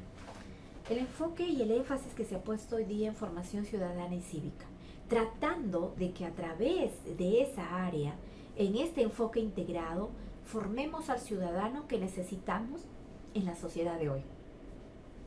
Ese ciudadano que sea elemento transformador en la sociedad de hoy. Y entonces, ese perfil de egreso que veíamos en la primera sesión del curso, ese perfil de egreso de nuestro estudiante de EBR, no es sino la intención de formar al ciudadano que nuestro país necesita para transformar esta sociedad peruana. Entonces, esa participación de los miembros de la comunidad educativa, ese asumir cada uno sus roles, el preocuparnos de incluir a todos en esas decisiones, el promover la defensa de los derechos de los niños, de las niñas y de los adolescentes, son participaciones, son prácticas democráticas y que van a contribuir a constituir nuestra práctica democrática. La convivencia escolar democrática exige una consistencia ética. ¿Cómo vamos con el tema de la ética? ¿Cuánto adolece nuestra sociedad de vivencias, de estilos de desarrollo ético? La coherencia entre los valores y la vivencia de los mismos. Con que hagamos esto en la escuela estamos desarrollando el factor ético. Esa coherencia entre lo que digo y lo que hago, entre el discurso y la acción, entre el decir y el hacer pedagógico, si es que soy el maestro, entre mi PI y el estilo que promueve mi institución educativa de convivir, lo que está en letra, en teoría y lo que está en la práctica. Entonces son aspectos que de pronto todos lo sabemos y sabemos que tendría que ser así, pero la idea es que renovemos la práctica, la experiencia, la vivencia, que es lo que va a reflejar lo que somos o lo que no somos como clima institucional o como convivencia en la institución. Debe buscar formar, prevenir y regular. Formar porque todo ese proceso de formación integral promueve la vivencia de valores, el desarrollo de habilidades sociales, el aprender normas. Todo esto es formación. El prevenir porque genera un clima armonioso que es un espacio difícil en el que pueda incluir problemas psicosociales fuertes, ¿no? Entonces, el tener un clima favorable nos ayuda a excluir muchos problemas del entorno. Y regular porque el comportamiento que vaya orientado hacia esas prácticas va a ser siempre el más adecuado. Base legal que ahora en términos de normas se nos está pidiendo para atender al tema de convivencia. La resolución ministerial 022, que data todavía del 2007, con sus normas para el fortalecimiento de la convivencia y disciplina escolar, la directiva para el año escolar 2016, la norma técnica, la tutoría de orientación educativa, ¿no? La 27719, la ley que nos obliga a tener nuestros comités de convivencia en las escuelas, que esté integrado por el director, si hay psicólogo, por responsable de TOE, por representante de tutoría, representante de los estudiantes, todos para diseñar una serie de estrategias que van desde las preventivas, las correctivas, frente a cualquier situación que atente contra nuestra convivencia armónica y democrática. Entonces, esta normatividad tiene que ser atendida en las escuelas y concretada en acciones específicas que puedan atraer a todos los actores de la comunidad educativa. Entonces, podemos tener a manera de propuestas algunas acciones como elegir responsables de convivencia, de TOE, que se llama ahora, promover el proceso de elaboración de reglamento de convivencia. Hay una cartilla que está colgada desde DITOE del Ministerio de Educación. Hay una cartilla básica y metodológica para orientar todos estos procesos de reglamentar la convivencia escolar, implementar el municipio escolar, la conformación de los consejos estudiantiles, por ejemplo, que los chicos se sientan que tienen representación y que pueden ser comunicadores del sentir, de la necesidad, de las expectativas del resto de los estudiantes, ¿no? Que también son prácticas democráticas.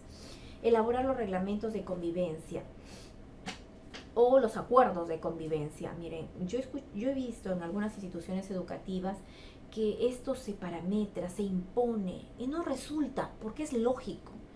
Los chicos llegan al aula y el primer día de clase encuentran ahí las normas de convivencia en una gigantografía y los mismos los tienen todas las aulas de todo el colegio. Primero, que cada grupo no necesita los mismos acuerdos. Va a depender de cómo interactúe, de cómo interaccione, qué normas le hacen falta, qué acuerdos le hacen falta a este grupo, y no tienen que ser los mismos necesariamente que el otro grupo, que la otra aula. Entonces, mal hacemos en imponer nuestras normas o nuestros acuerdos de convivencia, sino que lo que deberíamos hacer es gestarlos con ellos, con los estudiantes, construirlos con consenso, y eso nos va a dar mejores resultados. Aparte que los acuerdos de convivencia es algo que se tiene que evaluar periódicamente para ver qué acuerdo de repente ya lo hemos subsanado y por qué otro nos está haciendo falta para poderlo incluir.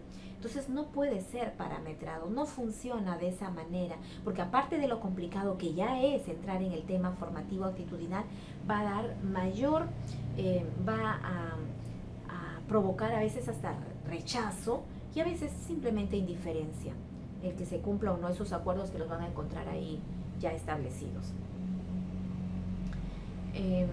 Explicitar en el plan anual de trabajo, cuando trabajamos esas matrices de insumo para hacer nuestro diagnóstico y generar nuestras acciones, nuestras actividades que contribuyan a lograr nuestras metas y nuestros objetivos en virtud de los objetivos de los compromisos de gestión. Allí debe contemplarse, debe estar con un grado de importancia este tema de análisis del clima institucional para que nos pueda generar actividades y estrategias que nos ayuden a mejorar.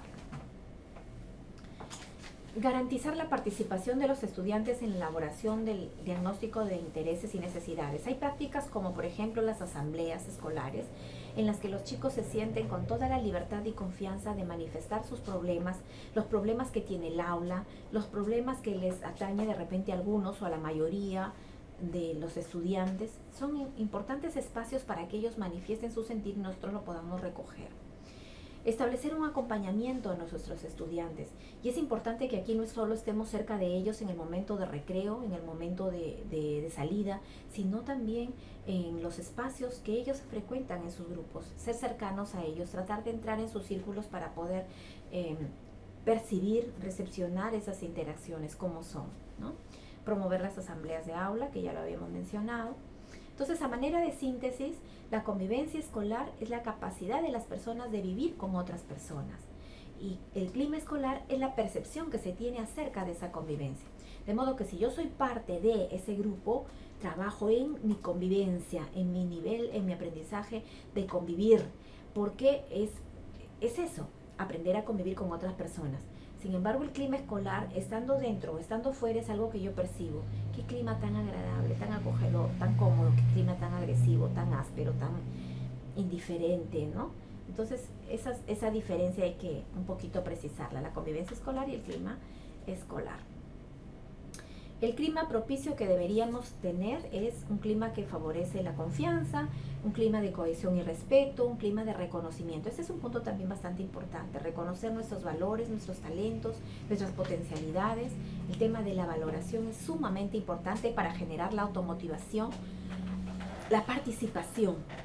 Que nuestros chicos ya no haya alguno que tengamos que decir él nunca participa. Romper esas barreras a través de metodologías como las que ya hemos visto de trabajo cooperativo y favorecer la buena disposición, ¿no? Muy bien. ¿Qué caracteriza un clima obstaculizador? Ya habíamos hablado de esto un poquito, pero para afianzar, a manera de síntesis para ir cerrando ya el tema. Las características de un clima que obstaculiza el aprendizaje es cuando se percibe desconfianza en los mismos chicos, no confían en ellos mismos, por lo tanto no se atreve, el temor a ser castigados, a ser ridiculizados, a tener un maltrato, a recibir un maltrato que no solamente puede ser físico, sino gestual, expresivo, ¿no? ¿Qué efectos trae en los grupos donde se perciben estos factores negativos? Estrés, descontento, ¿no? Interferir con procesos de atención, memoria, disminuye la motivación, no hay ganas de trabajar, hay un impacto negativo en la rendición de los aprendizajes y las relaciones con los demás. Entonces, si en nuestra aula hay desconfianza, temor y maltrato, hay que poner atención y hay necesidad urgente de trabajar. Bueno, algunas ideas breves sobre lo que es el clima de aula, como ese conjunto de percepciones acerca de los factores que influyen en el proceso de aprender, directa y específicamente. Yo, maestra, mi grupo de estudiantes, ¿qué estoy favoreciendo para que mi trato, mi metodología, mi espacio que comparto con ellos sea tan natural y espontáneo que fluya en el aprendizaje? Y de repente, si es todo lo contrario, va a influir, pero negativamente. El clima de aula tiene que ver con las características del docente, allí con ese líder asertivo, con ese líder pedagógico, con ese líder proactivo del que hablábamos hace un momento, de los sentimientos que inspiran en los chicos. Los estudiantes son muy genuinos, muy originales en eso y de verdad que sí, los caracterizan muy bien a nosotros maestros, ¿no? Contar, maestro, qué bonita clase, ay, si no, quédese, no salga porque el otro profesor, ay, nos aburre, ay, nos tortura, ay, no. Entonces hay muchos factores que los pone el maestro, que van teniendo implicancia en el estudiante, pero los pone el maestro. El clima de aula influye entonces en los logros, en la satisfacción por aprender. Aquel maestro que acompaña y que pese al error tras error o la dificultad y no conseguir el aprendizaje de un estudiante está ahí, y vamos, pero ya ves que si puedes, ya te va a salir un poco mejor, ya termina, ya vas por ahí, eso sigue influyendo como un factor motivacional que da confianza y que por lo tanto genera un clima de aula positivo. Un clima de aula es propicio donde el estudiante trabaja con convicción, no por lo que dice el profesor, no por lo que ordena el profesor, por convicción, porque se siente bien, porque está genuinamente interesado en su aprendizaje y porque entiende que ese aprendizaje le va a ser útil como persona. Cuando las y los estudiantes se sienten tratados como personas capaces de aprender, de verdad que yo he escuchado a veces maestros que tenemos expresiones bastante toscas con nuestros estudiantes, ¿no? Tenía que ser, por ejemplo, ¿no? Y a veces los mismos padres de familia, ¿no? No sirves para esto, no se puede esperar más. Expresiones como esas son tan lacerantes en el desarrollo emocional de nuestros estudiantes, pero lamentablemente aún se siguen escuchando en algunas realidades. Yo sé que ninguna de ustedes, pero se siguen escuchando y como vemos, pues es fácil deducir que sus climas se deterioran con esas actuaciones. Comportamientos del docente que facilitan un clima de aula adecuado. Aceptar, escuchar, ser empático, participar con los estudiantes en la toma de decisiones, mediarlos, ¿no? Suspender el juicio, pero el juicio que vaya a atender, que vaya a fiscalizar la actitud, el comportamiento o la idea de alguien. Suspender las amenazas. Plantear tareas desafiantes pero alcanzables, ¿no?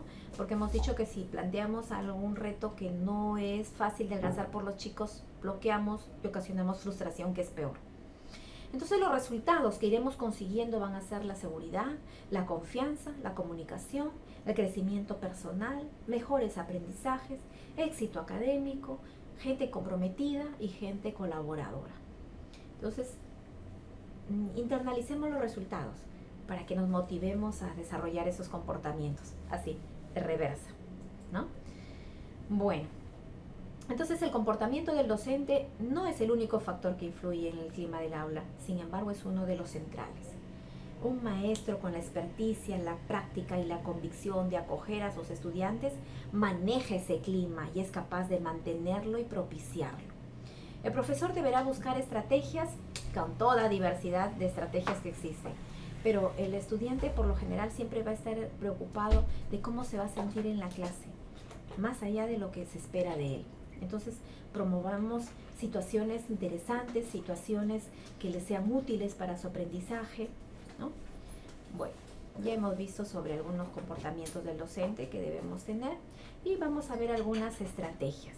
Establecer relación con cada estudiante, revisar sus propias actitudes, nuestras propias actitudes, su comportamiento justo y positivo, corregir las respuestas erradas, no las dejemos pasar, porque si fueron unas respuestas simples y sencillas, menos complejas, si las dejamos pasar se van haciendo más y más grandes y luego los impactos negativos van a ser mayores. El trabajo colaborativo, enseñar estrategias para ganar la aprobación de los compañeros, con compromisos, con valoraciones. Allí, con eso podemos lograr estos sentimientos de aceptación. Ayudar a crear oportunidades para que todos participen en la clase. Ya no dejemos al margen a nadie. Démosle la oportunidad, que así diga poco o le cueste decir, démosle la oportunidad de decir. Descartemos el hostigamiento, la marginación, que ya hemos hablado también de estos aspectos. Y las estrategias para dar esos sentimientos de comodidad y orden. Fomentar actividades físicas. Esto de desarrollar esos niveles de psicomotricidad da comodidad en el aula y rompe esos parámetros esquemáticos de solo estado sedentario para aprender. No hay otra forma. Sí, hay muchas formas kinestésicas de desarrollar metodologías y que favorezcan aprendizajes. Permitir que los estudiantes fijen sus estándares de comodidad y orden. No que hagan indisciplina, pero sí que se sientan cómodos. Comunicar las normas y los procedimientos, establecer las reglas claras, mantenerse atento. Eso tiene que ver con los procesos pedagógicos, el gestionar el aprendizaje, el indicarles qué es lo que queremos lograr, qué materiales vamos a usar hoy, qué vamos a usar primero, qué vamos a usar después. Es orientar el orden y es saber, es direccionarle qué esperamos de él. Y eso también le va a dar ese sentimiento de comodidad y orden. Conseguir un ambiente cómodo y ordenado de trabajo, pero también alegre. Eso es algo que a los adultos nos viene muy bien ahora con toda la carga emocional negativa, presión de trabajo, estrés, cansancio, agotamiento. Nos viene muy bien nunca perder la alegría. Ahí a veces nuestro carácter, nuestro temperamento nos ayuda a que estemos pasando por lo que estemos pasando, siempre estemos alegres. Claro que hay situaciones pues totalmente difíciles que nos van a llevar a un estado de ánimo diferente, pero mentalicemos, internalicemos siempre a estar alegres, a mostrar alegría a nuestros estudiantes para que puedan ellos ver en nosotros que es posible crecer, que es posible vivir, que es posible convivir con alegría. Y la alegría ayuda a neutralizar y a sacudirnos de todos estos cargas negativas que después se traducen en actitudes negativas nuestras. Y de pronto llega un momento en que tú tienes una reacción o muestras una actitud y tú mismo te sorprendes porque tú dices, pero yo no soy así, ¿por qué me expresé así? ¿Por qué traté así a alguien? Porque nos hemos dejado cargar tanto de la negatividad de otras personas que mis actitudes o mis acciones ya no son mías, son las de esas personas. Entonces, una sana y bonita estrategia de contrarrestar eso es la alegría.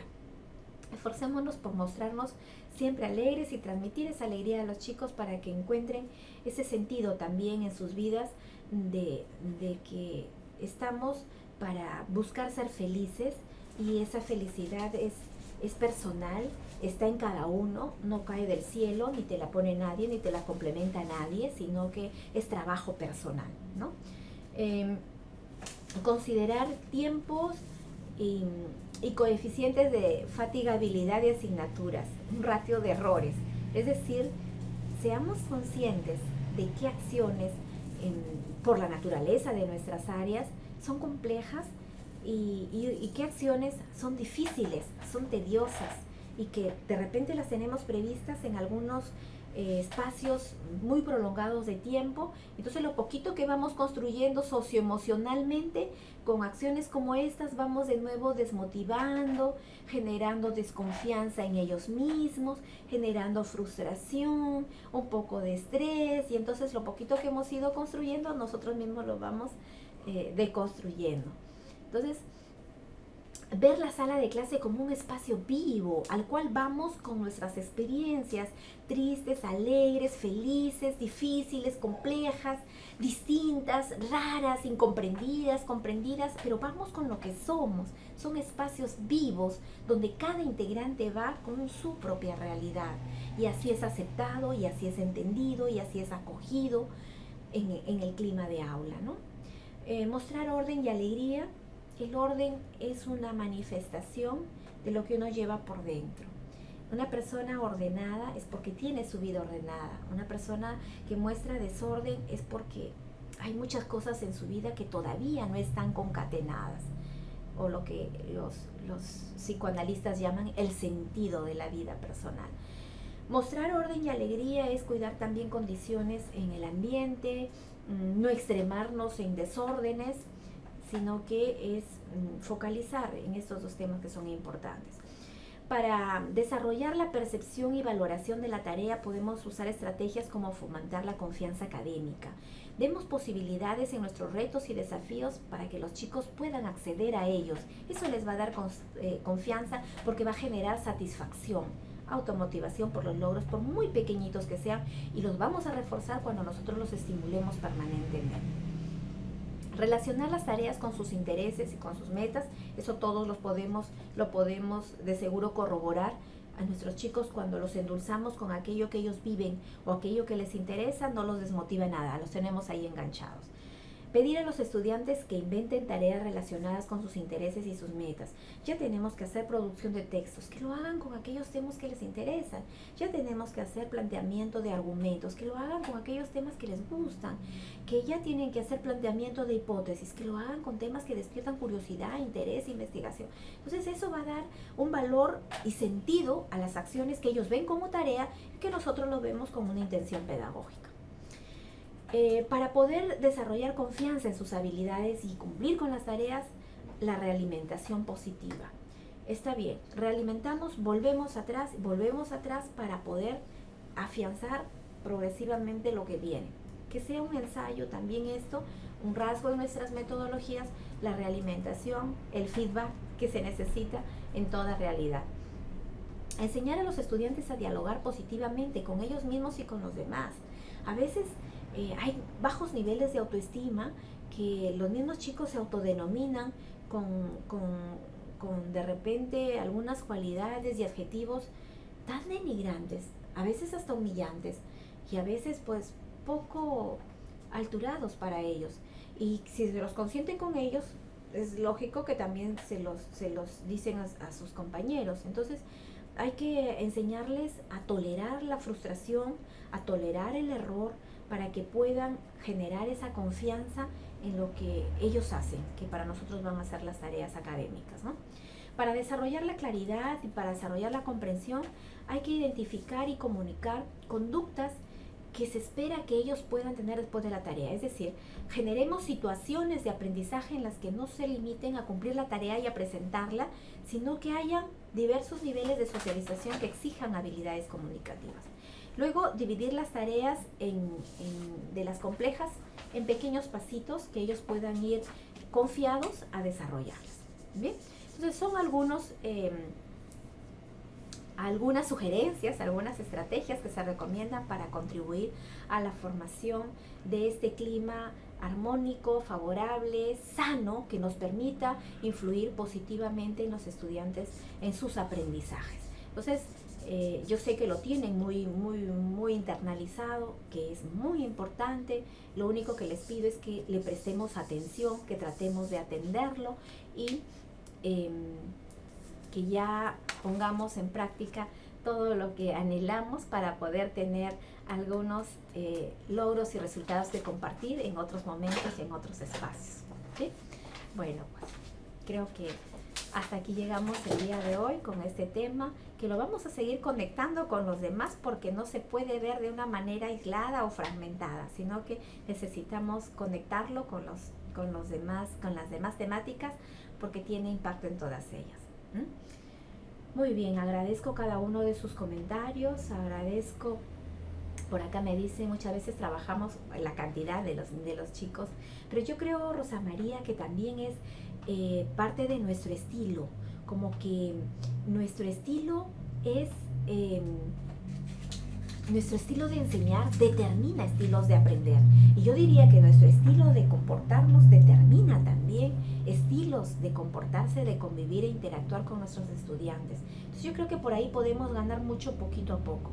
De la noche a la mañana no, pero lo importante no es que lo logremos de hoy para mañana, lo importante es que no desperdiciemos la oportunidad de insistir en lo mismo, que poco a poco vamos a ir viendo resultados, estoy segura que sí. Bien, bueno, pues entonces muchísimas gracias a todas y todos, un abrazo para cada uno de ustedes, que tengan un bonito fin de semana. Por mi parte, hasta otra oportunidad. Vamos.